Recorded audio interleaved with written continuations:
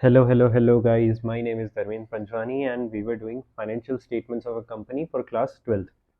अब तक हमने पढ़ लिया था लास्ट जो हमारा क्लास था उसमें हमने पढ़ा था विथ नॉन करंट एसेट्स और नॉन करंट एसेट्स के सारे हमने पार्ट्स पढ़ लिए थे, ठीक है। अब हम मूव ऑन करेंगे टू करंट एसेट्स। यहाँ पे फर्स्ट हमारा नॉन करंट एसेट था तो हमारा सेकंड होगा करंट एसेट्स का हेडिंग,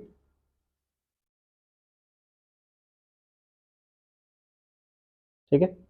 और अब हम लिखेंगे करंट एसेट्स के अंदर क्या क्या चीज़ें आती हैं। पहला है करंट इन्वेस्टमेंट्स, ठीक है। सेकंड आता है इन्वेंट्रीज, या फिर आप जिनको फिनिश गुड्स या स्टॉक इन ट्रेड बोलते हैं वो, ठीक है। थर्ड आता है trade receivables,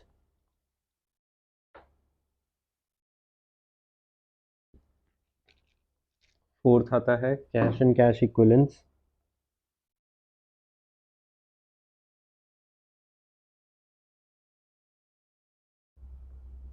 cash and cash equivalents. Then आता है short term loans and advances,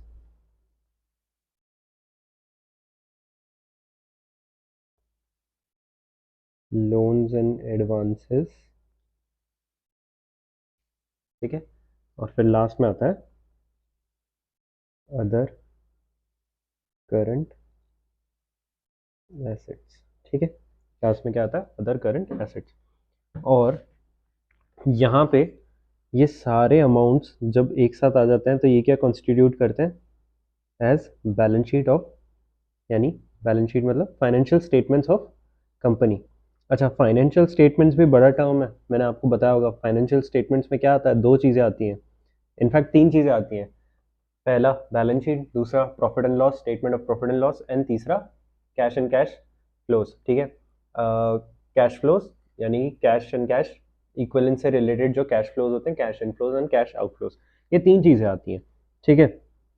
हमने यहाँ पे बैलेंस शीट हमारा कंप्लीट कर दिया है, ठीक है। ऑल्सो आपका जो कैश फ्लोज है उसका एक सेपरेट चैप्टर है, तो वो आपको सेपरेटली समझ में आएगा। यहाँ हमारी पूरी बैलेंस शीट होती है कंप्लीट। अब एक बार देख लेते हैं कि करंट एसेट्स में कैसे कैसे हम कैटेगराइज करेंगे, हर एक चीज़ को कैसे कैसे समझेंगे, कौन सी चीज़ क्या होती है। आ जाओ,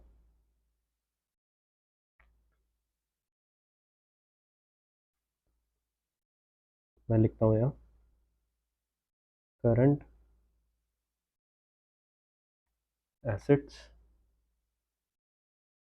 ठीक है। करंट एसेट्स, ठीक है। पहली चीज़ हमने करंट एसेट्स में क्या लिखी थी, आइए देखते हैं। फर्स्ट जो हमारा था वो था करंट इन्वेस्टमेंट्स। क्या था, करंट इन्वेस्टमेंट्स, ठीक है। अच्छा, करंट एसेट्स किसको कहते हैं, सबसे पहले बहुत नॉर्मली अपन लेमैन लैंग्वेज में बात करें तो करंट एसेट्स किसको कहते हैं। देखो, करंट एसेट्स, करंट एसेट्स एक तो सबसे पहले हमने बात की थी करंट लाइबिलिटीज के बारे में, सो उसी से रिगार्डिंग उसी जैसा एक करंट एसेट का भी डेफिनेशन होता है, ठीक है। जैसे कि assets expected to be realized और इन इंटेंडेड फॉर सेल और consumption in the company's normal operating cycle. क्या कह रहा है ये कह रहा है कि ऐसे एसेट्स जो कि रियलाइज हो जाते हैं या फिर एक्सपेक्टेड है कि रियलाइज हो जाएंगे, ठीक है, किस पीरियड में भाई, एक कंपनी के नॉर्मल ऑपरेटिंग साइकिल के पीरियड के अंदर, ठीक है। रियलाइज कैसे होंगे, या तो वो सेल हो जाएंगे या फिर कंज्यूम हो जाएंगे। कंज्यूम का मतलब जैसे कैश होता है, कैश को हम बेचते तो है नहीं, कैश का हम सेल तो करते नहीं है, पर कैश हम खर्च कर देते हैं। तो हर बार जो कैश होता है उसको हम कैसे कैटेगराइज करते हैं, अंडर करंट असेट्स कैटेगराइज करते हैं, ठीक है। आ जाओ, मैं आपको एक बार ऑपरेटिंग साइकिल दिखा देता हूँ, अपन ने ऊपर पढ़ा था ये देखो, ये रहा, ये हमारा ऑपरेटिंग साइकिल। क्या होता है ऑपरेटिंग साइकिल? कैश या बैंक होता है हमारे पास, उससे हम क्या करते हैं, रॉ मटेरियल्स खरीदते हैं, ठीक है, रॉ मटेरियल्स को हेल्ड करते हैं, ठीक है, उसके बाद रॉ मटेरियल्स को हम प्रोडक्शन में डालते हैं। प्रोडक्शन में 3.5 मंथ्स का टाइम लगता है सारे रॉ मटेरियल को कन्वर्ट होने में, ठीक है। और उसके बाद वो वर्क इन प्रोग्रेस वाली सिचुएशन में आता है जब हम प्रोडक्शन करते हैं उसके साथ। प्रोडक्शन कंप्लीट होने के बाद जो रॉ मटेरियल है वो कन्वर्ट हो जाता है फिक्स फिनिश गुड्स में, ठीक है। फिनिश गुड्स में कन्वर्ट होने के बाद हम क्या करते हैं, उसे क्रेडिट सेल करते हैं। क्रेडिट सेल से क्या होता है, हमारा प्रोडक्ट जो है उसकी सेल हो जाती है, बट हमारे क्या एसेट्स यानी कि डेटर्स खड़े हो जाते हैं, ठीक है, डेटर्स हमारे फाइनेंशियल स्टेटमेंट्स में आ जाते हैं। और जब डेटर से हम पैसा रियलाइज करते हैं तो हमारे पास क्या आता है, दोबारा पैसा आ जाता है, ठीक है। अब इन सब के कोर्स में अच्छा एक चीज आपको ध्यान हो, आप देखो अगर आपने 100 रुपए शुरू में लगाए हैं तो क्या आपको घूम के वापस 100 रुपए मिलेंगे? नहीं, आपको घूम फिर के मान लो आपको 250 मिलेंगे, ठीक है, 250 मिलेंगे। तो क्या मैं बोल सकता हूँ 100 रुपये मैंने कैश लगाया था, अब मेरे को घूम फिर के 250 रुपीज मिला, तो क्या 150 का मेरा प्रॉफिट हुआ? नहीं, 150 का प्रॉफिट भी नहीं हुआ। क्यों? देखो ये 100 रुपीज का तो मैंने इन्वेंट्री बाय किया था, ठीक है। कुछ खर्चा मेरा ऑपरेटिंग खर्चा भी होगा, ऑपरेटिंग मतलब ये मैंने प्रोडक्शन किया, प्रोडक्शन में मशीनरी चली, मान लो 20 रुपए का इलेक्ट्रिसिटी का खर्चा हुआ पर यूनिट, ठीक है। मान लो 10 रुपए का डिप्रिसिएशन कटा, ठीक है, क्योंकि मशीनें चली। उसके बाद मैंने सेल भी तो किया, उसके बाद मैंने सेल किया तो सेल करने में ट्रांसपोर्ट का खर्चा, ऐसे कर करके बहुत सारे खर्चे हुए। तब जाके अगर मैं बोलूँ, अगर सबको कंसिडर करूँ 120 यानी कितना हो गया 180, तो मेरा मैं कह सकता हूँ कि 70 रुपये इस केस में मेरा प्रॉफिट आया होगा, ठीक है। अच्छा ये मैंने ऐसी बात बता दी, अभी आपके काम की नहीं है, पर हाँ, जस्ट बिकॉज अगर आप सोचो, क्योंकि मैंने भी अपने टाइम में ये सोचा था कि यार अगर मैं 100 रुपये कैश बैंक में लगाऊंगा, ठीक है, तो क्या घूम फिर के वापस मेरे को 100 रुपये मिलेंगे? ऐसा नहीं होता। अगर आपको घूम फिर के वापस 100 रुपये मिल रहे हैं तो आप गधे हो जो आप ये चीज़ कर रहे हो। आप इतना टाइम वेस्ट कर रहे हो, आप 4 months, 3.5 months, 2.5 months, 3 months, total कितना 13 मंथ्स था हमने किया था, हाँ। 13 मंथ्स तक आप 100 रुपीज़ फंसा के रखे हो और वापस आपको मिल रहा है वो भी 100 रुपीज़ है। फायदा क्या है ना। चलो, समझ गए आई थिंक। अच्छा इसे एक चीज़ को तो हम क्या कहते हैं, करंट एसेट्स बोलते हैं। और क्या बोलते हैं करंट एसेट्स को? और कौन सी चीज़ें होती हैं जो करंट एसेट्स में क्लासिफाई होती है? Assets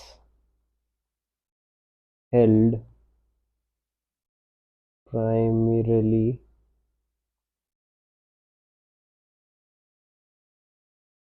for the purpose of being traded, ठीक है, for the purpose of being traded. और इन केस अगर आपको ऑपरेटिंग साइकिल नहीं पता हो तो हम जनरली किन चीज़ों को करंट एसेट्स में क्लासिफाई करेंगे, किन चीज़ों को मतलब कैसे क्लासिफिकेशन होगा करंट और नॉन करंट में, ठीक है। Expected to realize within 12 months after the reporting date. और रिपोर्टिंग डेट कौन सी होती है? बैलेंस शीट की डेट, ठीक है। बैलेंस शीट की डेट कौन सी होती है?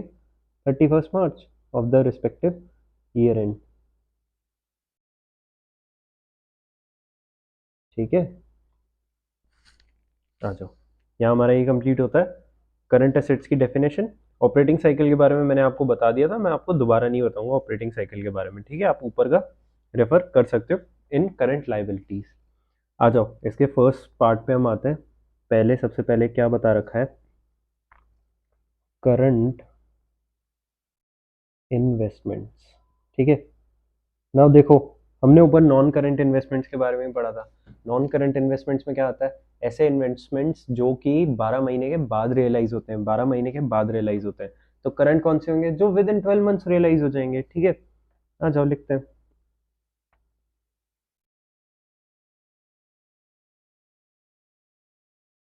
दोज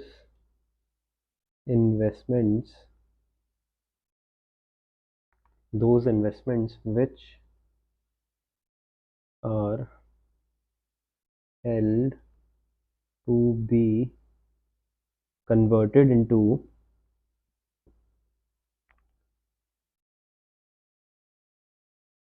कैश, यानी कि ऐसे इन्वेस्टमेंट्स जो कैश में वापस कन्वर्ट हो जाएं विद इन अ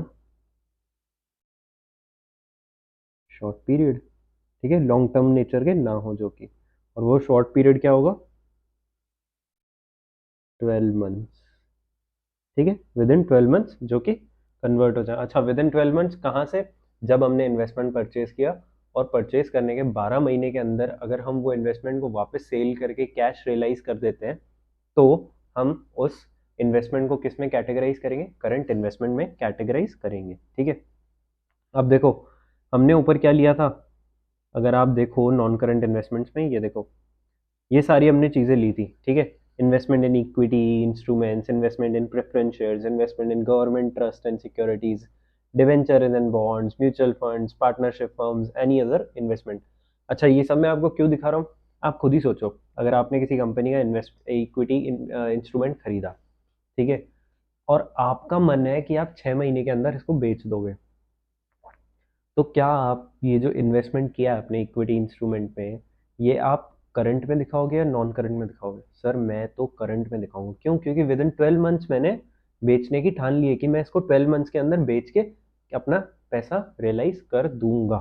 ठीक है, अब अगर यही इक्विटी इन्वेस्टमेंट मेरे को 2 साल के लिए रखना है अपने पास, तो क्या मैं ऐसे करंट इन्वेस्टमेंट में दिखाऊंगा? द आंसर इज नो, मैं इसको नॉन करंट इन्वेस्टमेंट्स में दिखाऊंगा। ठीक है, सो ये सेम एग्जांपल्स जो हैं ये आपके काम आ जाएंगे, ये आपके क्या आ जाएंगे, काम आ जाएंगे। अच्छा, जनरली हम equity investments, preference shares, government debentures, mutual funds वगैरह, ये हम इनमें ही हम शॉर्ट टर्म इन्वेस्टमेंट करते हैं। ठीक है, इन्वेस्टमेंट इन पार्टनरशिप फर्म्स हम क्यों शॉर्ट टर्म क्यों नहीं करते? क्योंकि आपने कभी देखा है कि कोई पार्टनर आया और 3-4 महीने के लिए वो पार्टनर रहा और उसके बाद बोला अब मेरा मन नहीं कर रहा? ऐसा बहुत रेयर होता है। ठीक है, पार्टनरशिप फर्म में जब इन्वेस्टमेंट करते हैं, जब मान लो मेरी डीपी लिमिटेड है, ठीक है, डीपी लिमिटेड एक पार्टनरशिप फर्म की पार्टनर है। ठीक है, ऐसा नहीं होता कि डीपी लिमिटेड 2-3 महीने के लिए, जनरली केस में बता रहा हूँ, ऐसा नहीं होता कि 2-3 महीने या 5-6 महीने, विद इन 12 मंथ्स उस पार्टनरशिप फर्म के पार्टनर है। तो इसलिए इस एग्जाम्पल में हम इसे नहीं लेके जाएंगे। इन इन केस अगर आपको दिखता है इन्वेस्टमेंट इन पार्टनरशिप फर्म्स, ठीक है, तो आप जनरली मानोगे कि ये नॉन करंट इन्वेस्टमेंट में आता है। ठीक है, आ जाओ मैं एग्जैक्टली यहाँ पे पेस्ट कर लेता हूँ। यहाँ अपन लिख लेते हैं 50।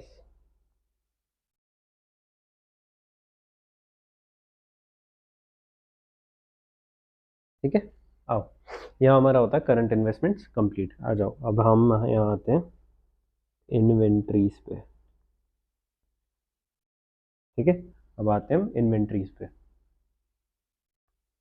इन्वेंट्रीज क्या होती है? ठीक है, इन्वेंट्रीज आपको पता है, ऐसा स्टॉक जो कि ट्रेड के पर्पज से हेल्ड कर रखा हो। ठीक है, ट्रेड के पर्पज से हेल्ड कर रखा हो, ट्रेड मतलब सेल एंड परचेज। ठीक है, सेल एंड परचेज। ठीक है, ट्रेड आपका ये होता है, ट्रेड मतलब आप बिजनेस कर रहे हो, business normal course of business में आपने जो चीजें रख रखी है, कि जैसे मैं हूँ, ठीक है, मैं क्या है मेरे पास, मैं स्टेशनरी वाला हूँ, तो मैं स्टेशनरी वाला हूँ, तो मेरे पास सामने जो शॉप में मेरे बहुत सारे पेन पड़े हैं, मेरे शॉप में बहुत सारे रबड़ पड़े हैं, पेंसिल्स पड़े हैं, ये क्या है मेरी, ये मेरी इन्वेंट्री है। क्यों? क्योंकि मैंने ये यहाँ इसलिए रख रखी है ताकि मैंने बेच सकूँ। ठीक है, ताकि मैंने बेच सकूँ। तो आ जाओ लिखते हैं अपन, इट मीन्स स्टॉक। ठीक है, it means stock held for the purpose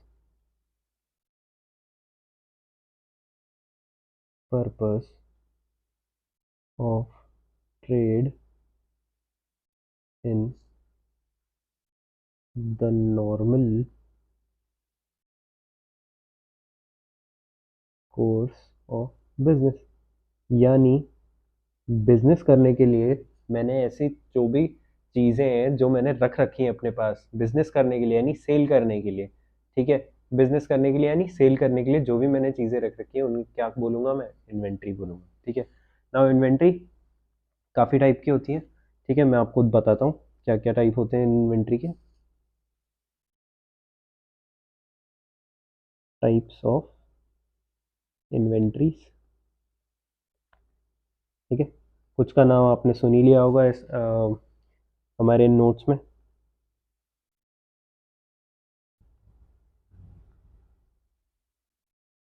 raw material, ठीक है। एक बार पहले लिख लेते हैं, फिर एक बार उसको एक्सप्लेन भी कर दूंगा मैं आपको। फिर आता है वर्क इन प्रोग्रेस, फिर आता है फिनिश गुड्स,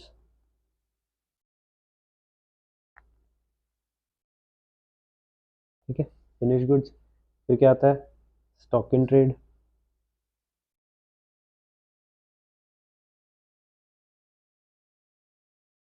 ठीक है। फिर आता है स्टोर्स एंड स्पेयर्स, ठीक है। Stores and spares, loose tools, loose tools आता है। फिर गुड्स इन ट्रांजिट, ठीक है। गुड्स इन ट्रांजिट, ये मैंने आपको सारी बता दी।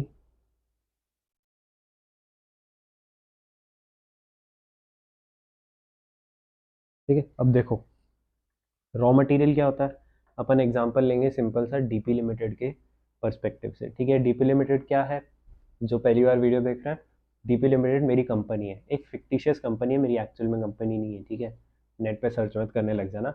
डीपी लिमिटेड मैंने बनाई है, मेरी कंपनी है, ठीक है। अब हम लोग क्या बिजनेस कर रहे हैं, आज हम बिजनेस कर रहे हैं, आज हम स्टेशनरी का बिजनेस कर रहे हैं, ठीक है। स्टेशनरी का business, no no no no no, हाँ ठीक है, चलो स्टेशनरी का बिजनेस कर रहा हूँ मैं, बहुत बड़ा स्टेशनरी का बिजनेस कर रहा हूँ। स्टेशनरी के बिजनेस में मैं बहुत तरीके की चीज़ें बेचता हूँ, ठीक है। मैं पेंसिल बेचता हूँ, मैं पेन बेचता हूँ, ठीक है। और मैं रबर वगैरह सब बेचता हूँ। अब देखो रॉ मटेरियल क्या होता है, ठीक है। रॉ मटेरियल क्या होता है, रॉ मटेरियल नाम से ही है रॉ मटेरियल, ठीक है। मैं क्या करता हूँ, पेंसिल बेचता हूँ, और मैं पेंसिल खुद ही बनाता हूँ, ठीक है। मेरे पास क्या है, मेरे पास मशीन है, उस मशीन में मैं खुद ही पेंसिल बनाता हूँ। अब आप बोलो कि यार पेंसिल बनाते हो, ठीक है। पेंसिल कैसे बनाते हो, पेंसिल मैं ऐसे बनाता हूँ कि मैं सबसे पहले क्या करता हूँ, लकड़ियाँ मंगाता हूँ, और मैं पेंसिल में क्या मंगाता हूँ डालने के लिए, ग्रेफाइट मंगाता हूँ, आई थिंक ग्रेफाइट ही डलता है। हाँ, मैं ग्रेफाइट मंगाता हूँ, ठीक है, पेंसिल में डालने के लिए। अब जो वुड है, जो कि जंगलों से कट के हमने पेड़ से जो वुड काटी है, वो क्या है मेरे लिए, रॉ मटेरियल है। वो क्या है मेरे लिए, रॉ मटेरियल है। जो ग्रेफाइट है वो क्या है मेरे लिए, रॉ मटेरियल है। क्या मैं वो वुड और ग्रेफाइट दोनों बेच सकता हूँ क्या अभी के अभी, नहीं। द आंसर इज नो, वो क्या है मेरे लिए, रॉ मटेरियल है, ठीक है।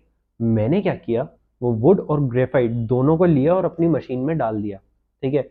अब मुझे मशीन में दिखा रहा है कि आपकी पेंसिल्स को तैयार होने में कितना टाइम लगेगा, 10 घंटे लगेंगे, मान लो 10 घंटे पेंसिल्स को तैयार होने में लगेगा, ठीक है। अब मान लो कि आपकी बैलेंस शीट की डेट है 31 मार्च, जो हर बार होती है 31 मार्च 23, ठीक है। 31 मार्च 23 मेरे पास था 10,000 का रॉ मटेरियल, ठीक है। कब, मेरे पास मान लो था 31 मार्च को रात के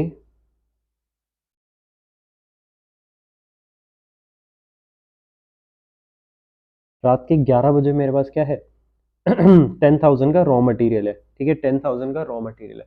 अब मैं क्या कर रहा हूँ, मैंने वो रॉ मटेरियल उठा के मशीन में डाल दिया, ठीक है। अब मेरी मशीन बोल रही है कि आपको 10 घंटे लगेंगे, या फिर मैं बोल रहा हूँ 12 घंटे लगेंगे, 12 घंटे लगेंगे इस रॉ मटेरियल को क्या कन्वर्ट करने के लिए, एक पेंसिल में कन्वर्ट करने के लिए, ठीक है।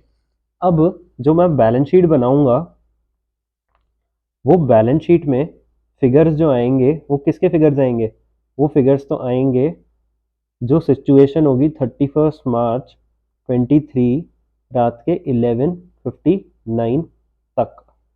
कहाँ तक, वो सिचुएशन, इस पॉइंट तक 11:59 पीएम तक जो भी सिचुएशन होगी वो मेरी बैलेंस शीट में आएगा, वो मेरी बैलेंस शीट में आएगा। क्यों, क्योंकि उसके बाद की जो सिचुएशन है, उसके बाद की जो सिचुएशन है वो तो नेक्स्ट फाइनेंशियल ईयर की हो गई ना। अगर आप 12 बज गए तो 12 बजने के बाद क्या हो जाएगा, 1 अप्रैल हो जाएगा, और 1 अप्रैल तो क्या है, नेक्स्ट फाइनेंशियल ईयर का पार्ट है। अब आप बोलोगे मैंने ये 10,000 में से मान लो मैंने 7,000 का रॉ मटेरियल, किस में डाल दिया, मशीन में डाल दिया, और वो 11:59 पीएम में भी क्या है, मशीन में पड़ा है, वो 11:59 में भी क्या है, मशीन के अंदर पड़ा है। ठीक है, अब देखो मैं अपने फाइनेंशियल स्टेटमेंट्स में इन्वेंट्रीज लिखूंगा। ठीक है, उस इन्वेंट्रीज में मैं रॉ मटेरियल का फिगर कितना डालूंगा, भाई रॉ मटेरियल मेरे पास अभी कितना है, 10,000 था, 10,000 में से मैंने 7,000 डाल दिया मशीन के अंदर। ठीक है, अब मशीन के अंदर वो रॉ मटेरियल थोड़ा ना बचा, उसमें तो प्रोसेसिंग हो रही है, प्रोडक्शन हो रहा है। ठीक है, तो अभी मेरे पास रॉ मटेरियल कितना बचा, अभी मेरे पास रॉ मटेरियल बचेगा 10,000 माइनस 7,000, कितना, 3,000। अब जो मशीन में है उसको हम क्या बोलते हैं, वर्क इन प्रोग्रेस। क्यों, क्योंकि वो अभी ना फिनिश गुड्स बना है और अभी रॉ मटेरियल नहीं रहा, रॉ मटेरियल पहले था पर अब नहीं रहा, पर अभी फिनिश गुड्स भी नहीं बना, तो वो क्या है, वर्क इन प्रोग्रेस है। तो मैं यहाँ पे वर्क इन प्रोग्रेस का फिगर दिखाऊंगा 7,000 रुपीज। ठीक है, 7,000 रुपीज में वर्क इन प्रोग्रेस का फिगर दिखाऊंगा। आई थिंक आपको समझ आ गया हो, ये एग्जाम्पल थोड़ा सा टिपिकल था, एक दो बार आप सुनोगे आपको समझ आ जाएगा अच्छे से। ठीक है, मैं 7,000 का वर्क इन प्रोग्रेस दिखाऊंगा कब, मेरी बैलेंस शीट में 22-23 की बैलेंस शीट में दिखाऊंगा। 22-23 की बैलेंस शीट कब ओवर होती है, 31 मार्च तक होती है, और 31 मार्च कब खत्म होता है, रात के 11:59 पीएम तक। तो 11:59 पीएम पे मेरा 7,000 का माल किस में था, मशीन के अंदर था, और वो प्रोसेस हो रहा था, वो बोल रहा था कि अगले दिन 11 बजे बन जाएगा वो। तो अगले दिन 11 बजे मेरा क्या हो जाएगा, वो माल फिनिश गुड्स में कन्वर्ट हो जाएगा। तो जब हम प्रोसेसिंग करके रॉ मटेरियल को प्रोसेस करके मान लो उस मशीन में से पेंसिल बन के निकली, पेंसिल बन के जब वो निकलेगी तो वो पेंसिल क्या होगी, मेरी फिनिश्ड गुड्स होगी। ठीक है, तो मैं इधर लिख देता हूँ, या तो देखो वुड। ठीक है, मैं लिख लेता हूँ मशीन प्रोसेस, यहाँ लिख लेता हूँ पेंसिल। ठीक है, यहाँ लिख लेता हूँ पेंसिल। ठीक है, अब देखो स्टॉक इन ट्रेड क्या होता है, स्टॉक इन ट्रेड क्या होता है, देखो आप जब कोई चीज़ सेल करते हो ना, तो आपके पास मेजरली दो ऑप्शंस अवेलेबल होते हैं। ठीक है, पहला ऑप्शन, मान लो आप स्टेशनरी वाले ही हो। ठीक है, मैं हूँ स्टेशनरी वाला, डीपी लिमिटेड मेरी कंपनी है। तो पहले ऑप्शन में तो जो भी हमने किया वो करते हैं, जैसे कि मैं वुड मंगाया, वुड को प्रोसेस किया और उससे पेंसिल बने और मैंने पेंसिल बेच दिया। ठीक है, दूसरा ऑप्शन क्या होता है, दूसरा ऑप्शन ये होता है कि मैं किसी और कंपनी से पेंसिल खरीदूं। ठीक है, किसी और कंपनी से पेंसिल खरीदूं, उस पे खुद के नाम का स्टैंप लगाऊं, डीपी लिमिटेड के नाम का स्टैंप लगाऊं, और वही एग्जैक्ट की एग्जैक्ट पेंसिल उठा के कस्टमर को बेच दूं। ठीक है, तो ये क्या होता है, जो मैंने अभी बताया उसको बोलते हैं रीसेल। ठीक है, stock in trade, stock in trade मतलब ऐसे गुड्स जो मैंने खरीदे और फिर मैंने दूसरे को बेच दिए, ऐसे गुड्स जो मैंने डायरेक्ट खरीदे, उन पे कोई प्रोसेसिंग नहीं की और फिर दूसरे को बेच दिए। ठीक है, परचेस देन सेल। ठीक है, उसके बाद स्टोर्स एंड स्पेयर्स क्या होता है, स्टोर्स एंड स्पेयर्स क्या होता है, देखो स्टोर्स एंड स्पेयर्स क्या होता है, इट इज़ वेरी सिंपल। आपने प्रोडक्शन के टाइम पे क्या किया, अब देखो मैं पेंसिल बनाऊंगा। ठीक है, मैं पेंसिल बनाऊंगा, मेरे पेंसिल बनाने के लिए रॉ मटेरियल क्या है, मेजर रॉ मटेरियल क्या है, लकड़ी और ग्रेफाइट। ठीक है, पर क्या आप खुद सोच के देखो कि क्या रॉ मटेरियल, जो रॉ मटेरियल होता है, ठीक है, वो सिर्फ लकड़ी और ग्रेफाइट से ही बन, आई मीन जो पेंसिल होती है वो सिर्फ लकड़ी और ग्रेफाइट से ही बनती है। ठीक है, आपने कोई ऐसी पेंसिल नहीं देखी, आपने देखी होगी पेंसिल के ऊपर पेंट भी लगा होता है।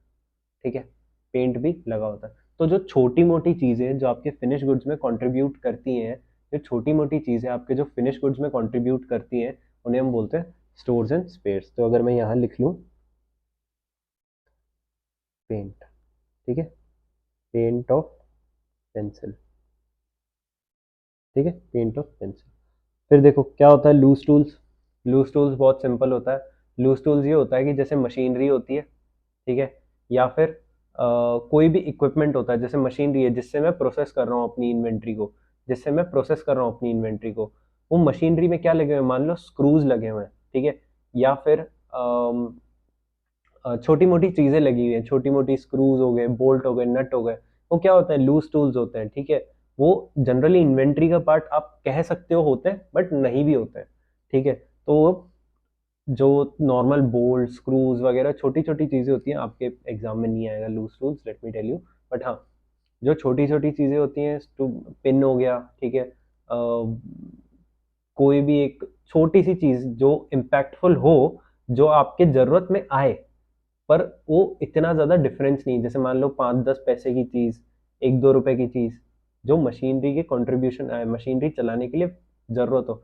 बोल्ट तो जरूरत होंगे, अगर बोल्ट आप हटा दोगे तो मशीन काम नहीं कर पाएगी, ठीक है। तो मैं यहाँ लिख लेता हूँ बोल्ट स्क्रूज, ठीक है। अब देखो गुड्स इन ट्रांजिट क्या होता है, गुड्स इन ट्रांजिट क्या होता है, अपन ऊपर वाले एग्जांपल लेते हैं, ठीक है।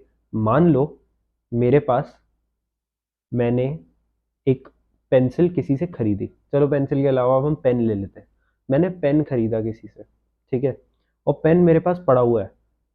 31 मार्च रात के 11 बज रहे हैं, 31 मार्च रात के 11 बज रहे हैं, ठीक है। और किसी का पास किसी का मेरे पास फोन आता है और बोलता है, सर सर धर्मेंद्र सर, आप प्लीज मेरे को है ना पेन भिजवा दो, अर्जेंटली मुझे चाहिए, सुबह को कस्टमर को देना है, सुबह को किसी को मुझे पेन देने हैं, ठीक है। तो मैंने कहा ठीक है, मैं भी आपको भिजवा देता हूँ। तो मैंने हाथों हाथ क्या किया, 11:30 हो रहे थे तब तक, 11:30 को मैंने अपने ट्रांसपोर्टर को कॉल किया, मैंने कहा ट्रांसपोर्ट लेके आ जल्दी। वो ट्रांसपोर्ट लेके आया, मैंने पेन सारे मेरे पास जितने थे मैंने उसके ट्रांसपोर्ट में चढ़ा दिए, और 11:45 तक वो ट्रांसपोर्टर सारे पेन लेके, जो जिसने मुझसे मांगा था, जिसने मुझे कॉल किया था पेन के लिए, उसके नाम मैंने भिजवा दिए। अब रात के 12 बज गए, 31 मार्च हो गया कंप्लीट, ठीक है। अब देखो वो सामान क्या है, मेरे पास तो है नहीं, और वो सामान मैंने क्या कर दिया, बेचा तो है पर मुझे अभी तक मिला नहीं है, मुझे अभी तक कैश नहीं मिला है, ठीक है। और अभी सामने वाले के पास भी नहीं पहुंचा वो माल, ठीक है, तो वो अभी क्रेडिटर भी नहीं बना। अब देखो, मैंने जो वो सामान, जो वो पेन है, वो मैंने किसको दिए, ट्रांसपोर्टर को दिए, ट्रांसपोर्ट ने किस में डाले, अपने उसमें डाले, गाड़ी में डाले, ठीक है, और वो ले गया। रात के 12 बजे जो सामान मेरा गाड़ी में जा रहा है, ट्रांसपोर्ट हो रहा है, उसको मैं क्या बोलूंगा, गुड्स एंड ट्रांसपोर्ट, मेरा गुड्स है किसमें, ट्रांसपोर्ट में। तो पेन की डिलीवरी, ठीक है, यहाँ आपका इन्वेंट्रीज होता है कंप्लीट। आ जाओ अब नेक्स्ट करते हैं अपन, which is very interesting, trade receivables. और ये आई थिंक आपको पता ही होगा, ट्रेड रिसीवेबल्स क्या होता है, अपने ऑल दो ऊपर भी पढ़ा था, बट एक बार दोबारा इसे पढ़ लेते हैं। ट्रेड रिसीवेबल्स क्या होता है, अमाउंट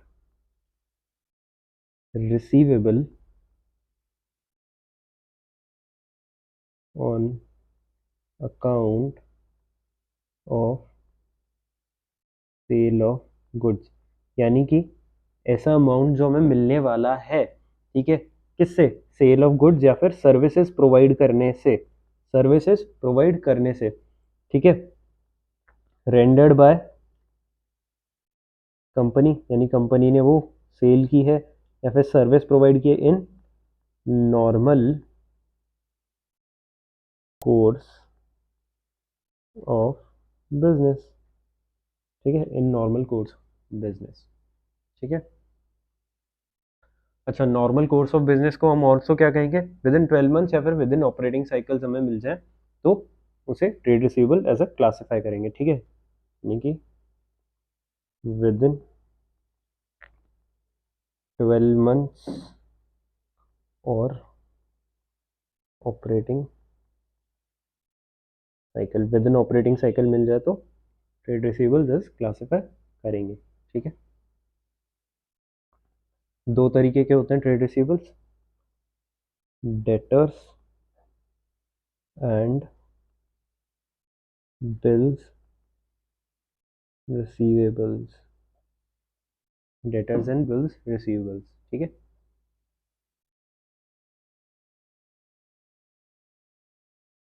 यहाँ हमारा होता है ट्रेड रिसीवेबल्स कंप्लीट। अब हम आते हैं another interesting topic, cash and cash equivalents.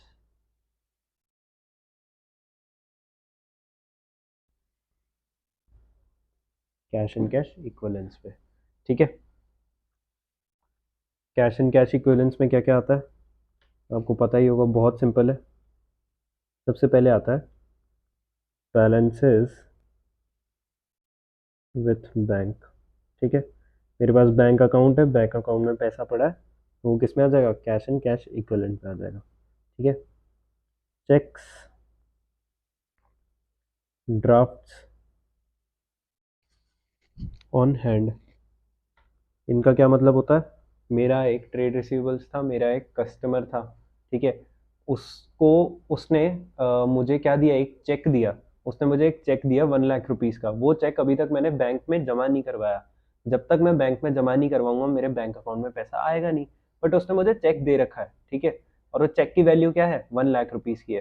तो 1 lakh rupees under cheque draft in hand में अपने दिखाऊंगा, और किस में दिखाऊंगा, कैश एंड कैश इक्विवेलेंट में। क्यों, क्योंकि कैश के बराबर ही तो है, मुझे बस बैंक में डलवाना है, मेरे हाथ में है वो। ठीक है, उसके अलावा जो नॉर्मल कैश इन हैंड होता है, कैश इन हैंड मतलब मेरे जो गले में पैसा पड़ा है, गला मतलब मेरे ड्रॉअर में जो पैसा पड़ा है, जिससे मैं नॉर्मली चीज़ें खरीदता बेचता हूँ, कि कोई आ गया चलो 500 रुपये उसको पेमेंट करने, तो मैंने 500 का नोट निकाल के उसको दिया। तो जो मेरे ड्रॉअर में पड़ा है, जो मेरे वॉलेट में पड़ा है, उसे क्या बोलते हैं, कैश इन हैंड बोलते हैं। ठीक है, और लास्ट आता है अदर। ठीक है, अब अदर में क्या क्या आ सकते हैं इसमें देखो, एक चीज़ मैं आपको बता दूं। ठीक है, मैं अलग कलर से बता देता हूँ। Balance sheet date is irrelevant for considering of 12 months। I think मैंने सही से लिखा है इसको।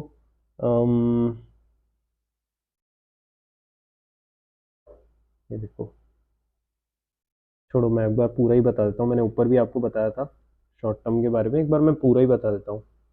इसका एक अलग तरीके से इंटरप्रिटेशन मैं इससे बता देता हूँ, है ना। देखो, जैसे इन्वेस्टमेंट्स होते हैं, ठीक है, जिनका मेच्योरिटी पीरियड क्या होता है, having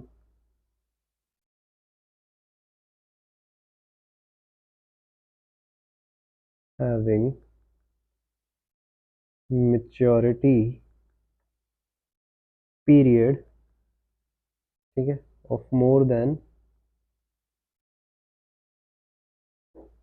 3 months, having maturity period of more than 3 months, but not exceeding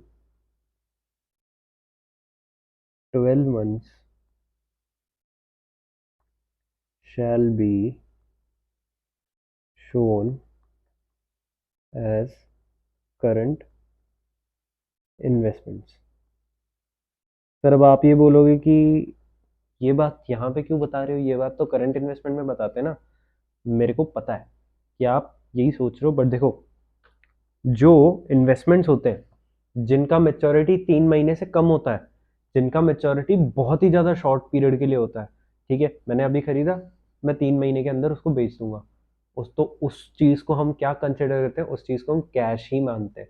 उस चीज़ को as a cash and cash equivalents में दिखाते हैं। बट जो इन्वेस्टमेंट जिसका मेच्योरिटी 3 महीने के बाद होगा और 12 महीने के अंदर होगा, उसको हम कैसे कंसिडर करेंगे, करंट इन्वेस्टमेंट। और जो इन्वेस्टमेंट जिसका मेच्योरिटी 12 महीने के बाद होगा, उसको क्या करेंगे, कंसिडर नॉन करंट इन्वेस्टमेंट। चलो एक एग्जांपल करते हैं इसी चीज़ पे, मज़ा आएगा। ठीक है, DP limited holds 3 types of investment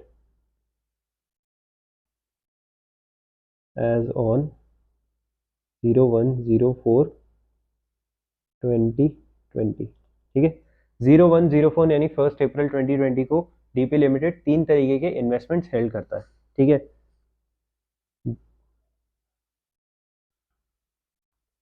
या फिर हेल्ड क्या करता है, मैं यहाँ पे लिख देता हूँ परचेज।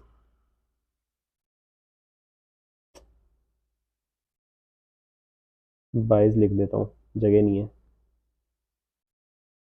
ठीक है, यहाँ पे मैं लिख लेता हूँ क्या लिखूँ, एक्स वाई जेड, ये तीन तरीके क्या है, इन्वेस्टमेंट्स है। मेच्योरिटी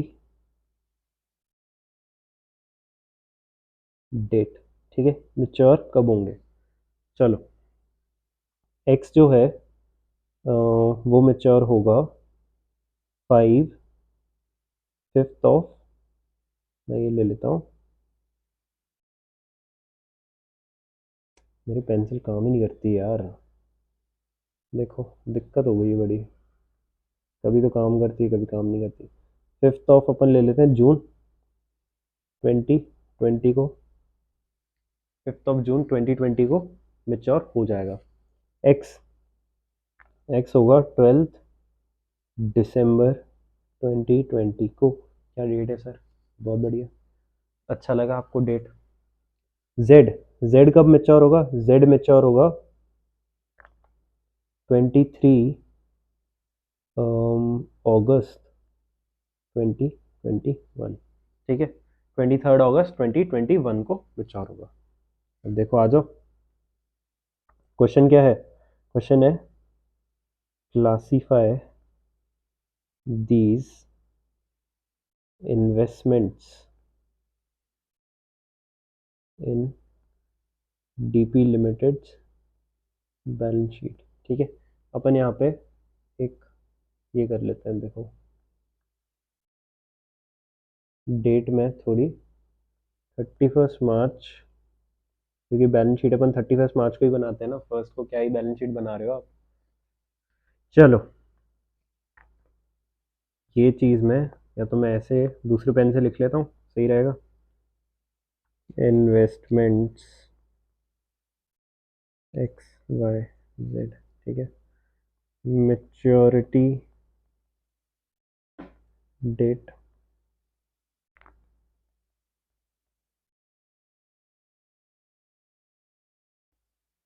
ठीक है।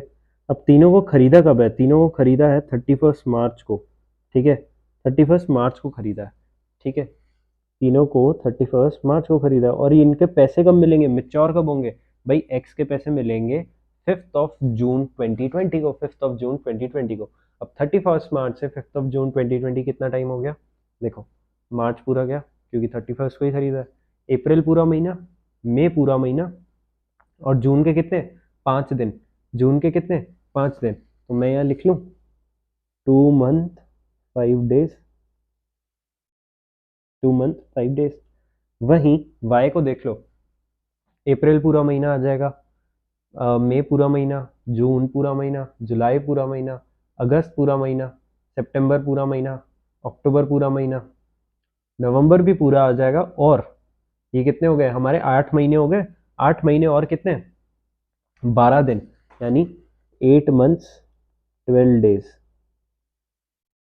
यहीं पे अगर हम यहाँ आते हैं, अगर हम यहाँ आते हैं तो देखो एक साल तो पूरा ही हो गया, एक साल तो पूरा ही हो गया, 31 मार्च 2020 से 31 मार्च 2021, एक साल पूरा हो गया। उसके बाद आगे की कहानी देखते हैं अपन, अप्रैल पूरा, मई पूरा, जून पूरा, जुलाई पूरा, ठीक है, जुलाई पूरा होने के बाद ये 4 महीने हो गए, फिर आता है अगस्त, अगस्त के कितने 23 डेज, यानी 4 मंथ्स तो ये 12 मंथ्स हमारा जो एक साल पूरा हो गया, यानी 4 + 12 कितना हो गया, ये हो गया 16 मंथ्स, 16 मंथ्स और 23 डेज के बाद जेड क्या है, मेच्योर होगा, ठीक है। अब रिमेंबर मैंने आपको क्या बताया था, ऐसे इन्वेस्टमेंट्स जो 3 मंथ्स के अंदर अंदर मेच्योर हो जाएंगे उसको हम क्या बोलेंगे, कैश एंड कैश इक्विवेलेंट्स में दिखाएंगे। ऐसे इन्वेस्टमेंट्स जो 3 महीने के बाद मेच्योर होंगे पर 12 महीने के पहले मेच्योर हो जाएंगे, ठीक है, 3 महीने और 12 महीने के बीच में मेच्योर होंगे उसको क्या बोलेंगे हम, करंट इन्वेस्टमेंट्स। और ऐसे इन्वेस्टमेंट्स जो 12 महीने के बाद मेच्योर होंगे उसको क्या बोलेंगे, नॉन करंट इन्वेस्टमेंट्स, ठीक है। तो यहाँ लिख लेते हैं अपन कैश एंड कैश इक्विवेलेंट्स, ठीक है,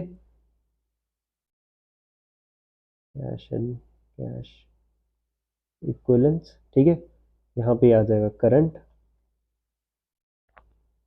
इन्वेस्टमेंट, आ जाएगा नॉन करंट, ठीक है। या फिर मैं थोड़ी जगह दे दूँ इनको,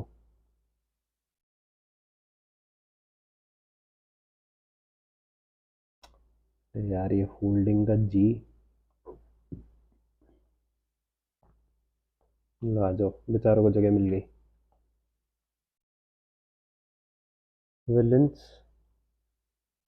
इन्वेस्टमेंट्स, इन्वेस्टमेंट्स, ठीक है। क्लासिफिकेशन, आई बात समझ में? आई होप आपको अच्छा लगा। ये मेरा एग्जाम्पल अभी अभी बनाया था, थैंक यू सो मच, खुद की तारीफ करता हुआ मैं। आ जाओ, कुछ चीज़ें और हैं, जैसे कि अदर्स में मैं जो क्लासीफाई करूं, ठीक है।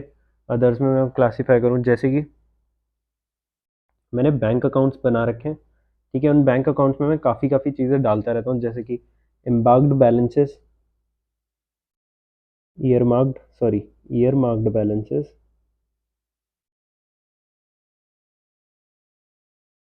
सुन लो, काम का नहीं है ये ज़्यादा, बस मैं बताने के लिए बता रहा हूँ, ठीक है। या फिर सिक्योरिटी बैलेंसेस, ठीक है। या फिर एफ डीज,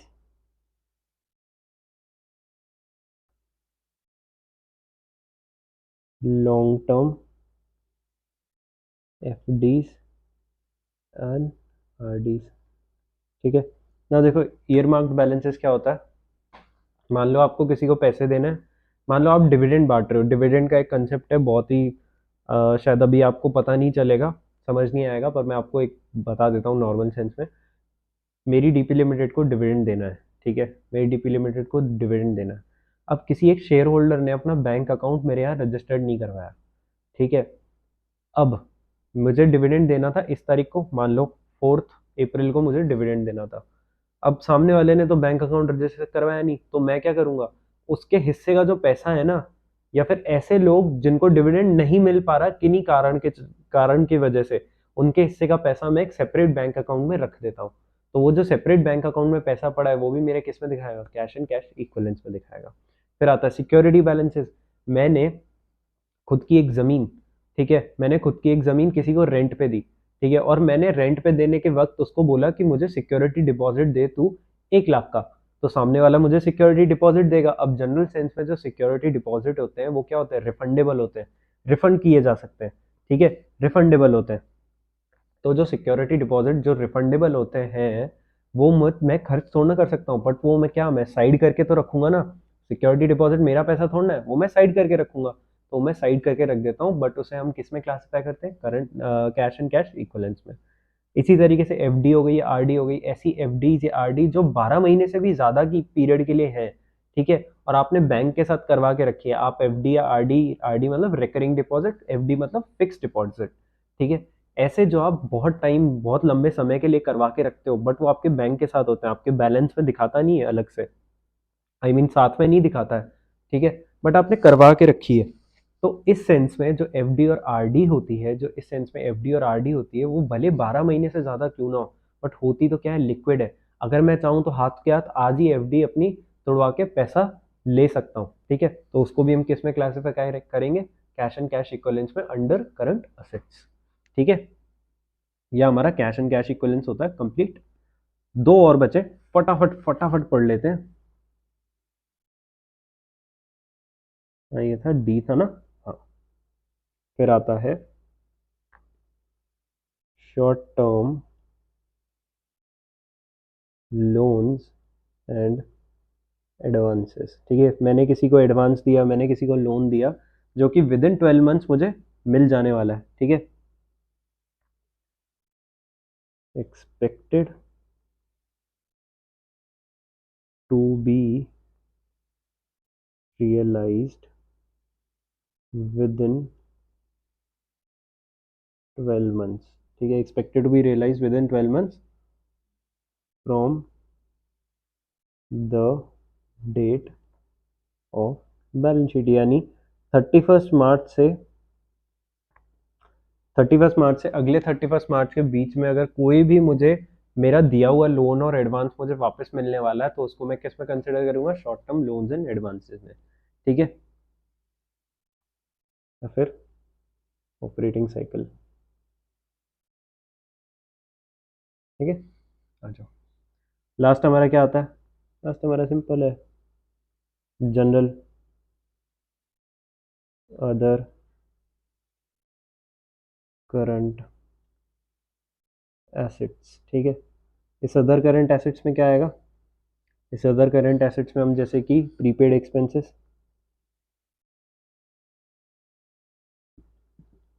भाई मैंने किसी को मैंने मेरा जो खर्चा था वो मैंने पहले ही प्रीपे कर दिया, मैंने 3 महीने का रेंट एडवांस में दे दिया। ठीक है, मैंने प्रीपे कर दिया, तो जितने महीने का मैंने एडवांस में दिया है रेंट, उसको वो क्या है, एक तरीके से मेरा एसेट है। अभी तक मैंने वो प्रॉपर्टी यूज थोड़ा ना की है रेंट वाली, तो जो मैंने एडवांस दे दिया रेंट का वो क्या है, प्रीपेड एक्सपेंस है, मैंने खर्चा पहले कर दिया, प्रीपे कर दिया। ठीक है, और देखो, मान लो डिविडेंड रिसीवेबल, डिविडेंड आपको मिलने वाला है पर मिला नहीं है अभी तक, तो वो भी क्या है आपका, एसेट है। ठीक है, इंटरेस्ट अक्रूड, इंटरेस्ट भी आपको मिलने वाला है बट अभी तक मिला नहीं है। ठीक है, और क्या लिख सकते हो आप? और लिख सकते हो आप इंटरेस्ट अक्रूज ऑन इन्वेस्टमेंट्स कर देता हूँ, वरना कहीं आप लोन वाले में ना हो। देखो, एक होता है इंटरेस्ट पे करना है, ठीक है, पर पे किया नहीं है, वो आता है हमारा अदर करंट लाइबिलिटीज में। एक होता है इंटरेस्ट मिलना है पर अभी तक मिला नहीं है, वो किस में आता है, अदर करंट एसेट्स में। ठीक है, मिलने वाली चीज आपकी एसेट है, देने वाली आपकी लाइबिलिटी है। और क्या होता है, एडवांस टैक्स, मैंने टैक्स एडवांस में पे कर दिया। ठीक है, ऐसे करके आपका बैलेंस शीट के इन बैलेंस शीट आइटम होते हैं कंप्लीट। ठीक है, हमने कितने 23 पेजेस में सीखा कि फाइनेंशियल स्टेटमेंट्स के बारे में क्या क्या होता है, और उसके बाद हमने सारे के सारे बैलेंस शीट आइटम्स के बारे में जाना कि क्या बैलेंस शीट आइटम, कौन सी चीज़ को हम क्या बोलते हैं, किस चीज़ का क्या मीनिंग होता है, कैसे कैसे चीज़ें लिखी जाती है, कौन सी हेडिंग के अंदर आती हैं चीज़ें। ठीक है, कैसे क्लासिफिकेशन होता है। ठीक है, ये सब हमने जाना in balance sheet of financial statements of companies. ठीक है, नेक्स्ट हम जो पढ़ेंगे वो हम पढ़ेंगे contingent liability which is an off balance sheet item. ठीक है, और उसके बाद हम फर्दर मूव ऑन करेंगे with statement of profit and loss. Till then I hope you enjoyed this lecture and good bye, keep studying well.